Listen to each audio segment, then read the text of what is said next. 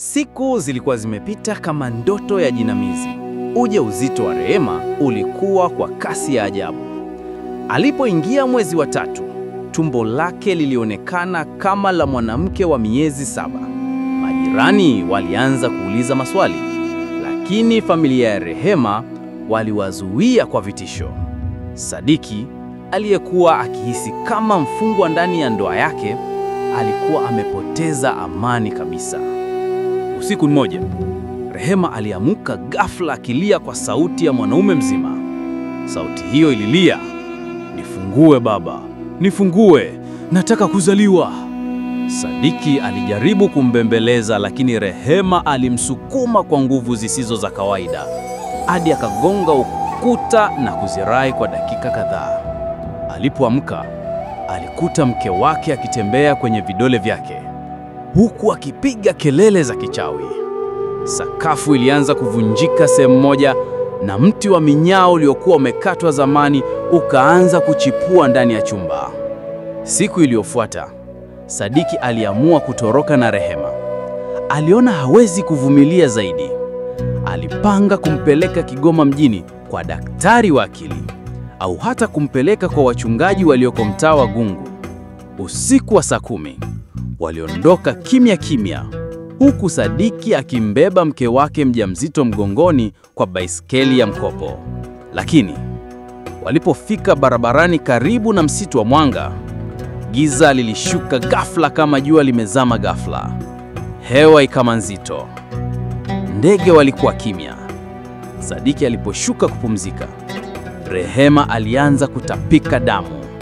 Ndani ya matapishi yake kulikuwa na meno ya mtu, meno kamili 4 yenye mizizi. Kisha Rehema akasema kwa sauti ya mzee, "Sadiki, huruhusiwi kunitoa. Agano lilifanyika, na ukivunja, damu itahitajika kulipia." Sadiki alikimbia kwa hofu, akamchukua tena mke wake kwa nguvu. Wakati huo huo, paka weusi watatu walijitokeza mbele yao. Macho yao yalikuwa na miale ya kijani kama taa ya gari. Baiskeli iliharibika ghafla. Rehema akazirai. Sadiki hakuwa na chaguo. Alibeba mke wake kwa mgongo hadi wakarudi nyumbani alfajiri. Mama mkwe wake alikuwa amesimama mlangoni akitabasamu. Alisema, "Umetambua sasa. Huku ndiko litakiwa kuwa. Hatuwezi kuruhusu damu ya urithi katike." Sadiki alijua sasa amenaswa kwenye mtego mzito wa kishetani. Katika hali ya kuchanganyikiwa, Sadiki alikumbuka kuna mzee mmoja mtaa wa zamani, mzee Rashidu, aliyekuwa rafiki wa baba ya Rehema. Alitafuta njia ya kukutana naye kwa siri. Alipomwona, mzee huyo alishituka na kumwambia, "Umeoa binti ya giza."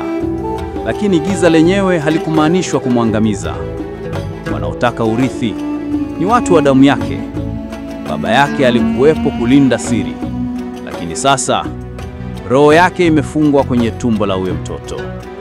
Huo mtoto si binadamu tu, ni mlango wa mwisho wa baba yake kurudi. Sadiki alipigwa na butwaa. "Unamaanisha mtoto huyu ni roho ya baba yake?" aliuliza kwa sauti ya hofu.